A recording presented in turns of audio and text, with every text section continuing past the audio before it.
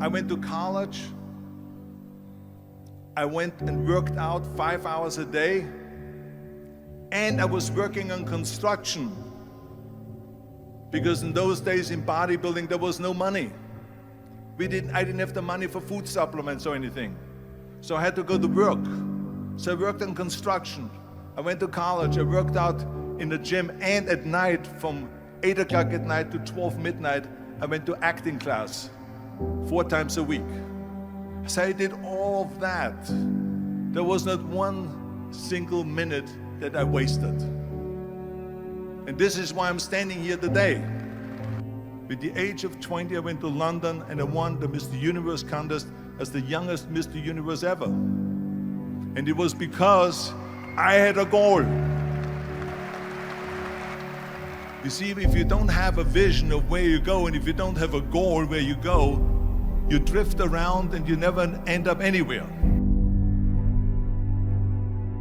74% hate their job in America.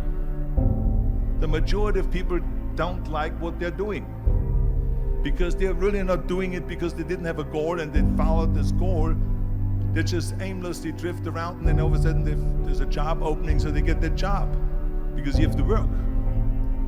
But then when you work, it's a chore. It's work. It's not fun. So if you think about, only a quarter of the people really enjoy what they're doing in life. So people always ask me, when they saw me in the gym in the pumping iron days, they say, why is it that you're working out so hard? 5 hours a day, 6 hours a day, and you have always a smile on your face. The others are working out just as hard as you do, and they look sour in the face. Why is that? And I told people all the time, I said, because to me, I'm shooting for a goal. In front of me is the Mr. Universe title. So every rep that I do gets me closer to accomplishing that goal, to make this goal, this vision, turn into reality. Every single set that I do, every repetition, every weight that I lift will get me a step closer to turn this goal into reality. So I couldn't wait to do another 500-pound squat. I couldn't wait to do another 500-pound bench press. I couldn't wait to do another 2,000 reps of sit-ups. I couldn't wait for the next exercise.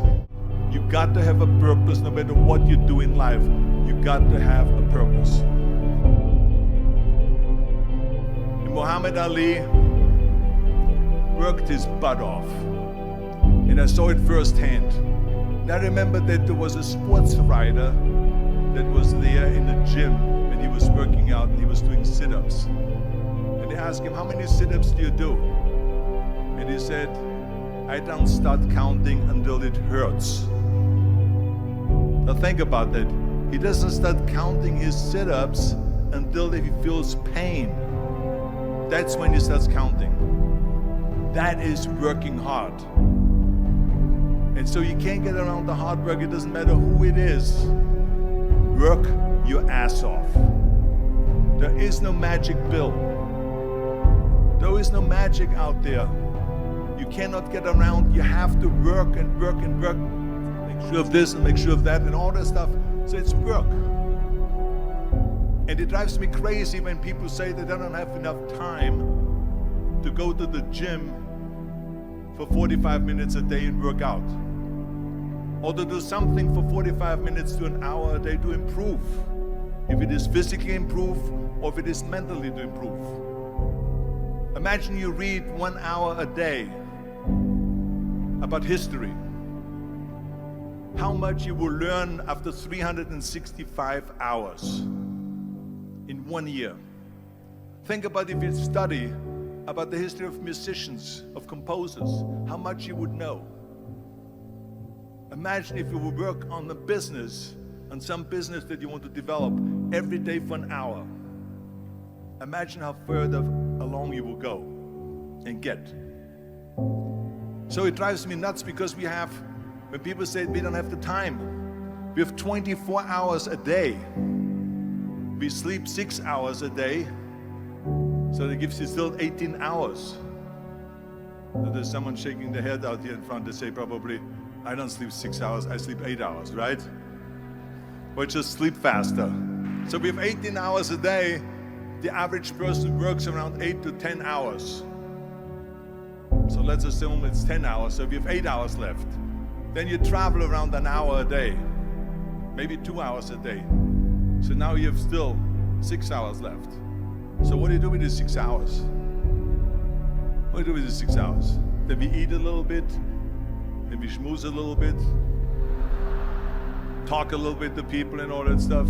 But you can see how much time there is available if you organize your day. So you got to work hard.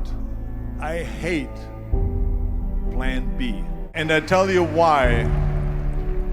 Because we have so many doubters, as I've said earlier, the no-sayers. We have so many of those people that say no and you can't do it, it's impossible. That is okay because we just turn off, as I said earlier, and we listen and we hear the no being a yes. You can't do it, you can do it, and all of that. So that is possible to do that amongst all the negative people around you. But when you start doubting yourself, that's very dangerous. Because now what you're basically saying is that if my plan doesn't work,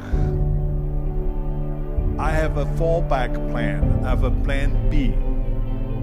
And that means that you start thinking about plan B, and every thought that you put into plan B, you're taking away now that thought and that energy from plan A.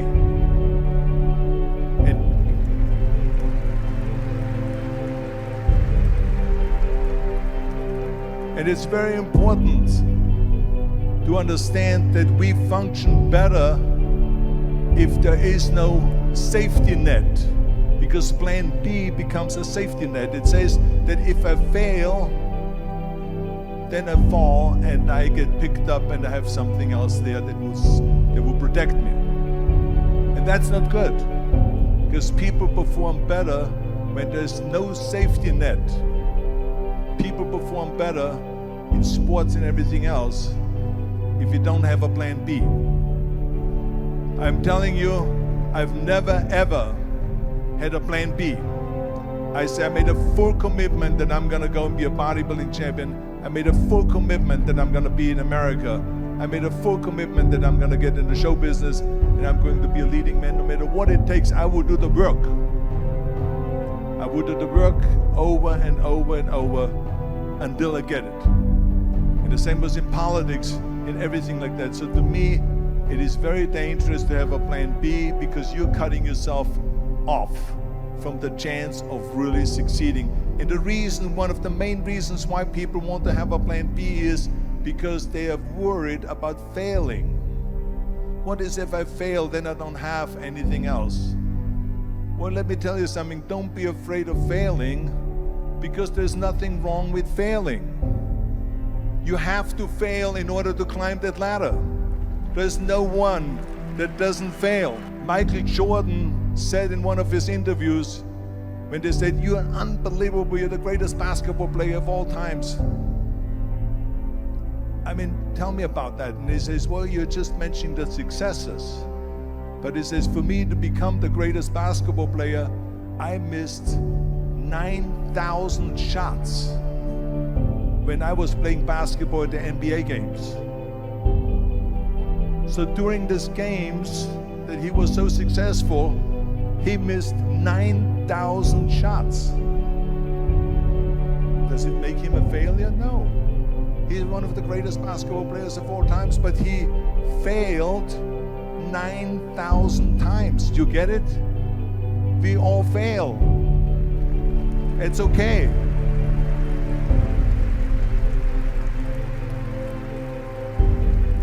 What is not okay is that when you fail, you stay down. Whoever stays down is a loser. And winners will fail and get up, fail and get up, fail and get up. You always get up. That is a winner. That is a winner. I failed in bodybuilding. I lost bodybuilding competitions. I lost powerlifting competitions. I lost weightlifting competitions. I had movies that went in the toilet and that were terrible and got the worst reviews. And in politics, I remember I had many of the initiatives on the ballot, and we lost. My approval rating in California went down to 28%, and then it went back up again, and I won again the governorship. Hey, we all lose. We all have losses. This is okay, and this is why I say don't be worried about losing, because when you're afraid of losing, then you get frozen.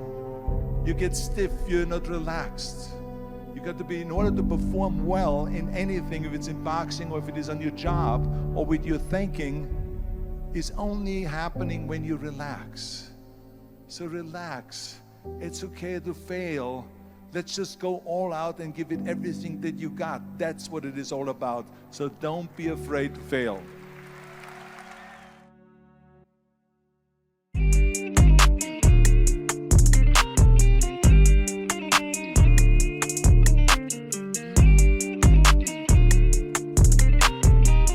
All I'm offering is the truth.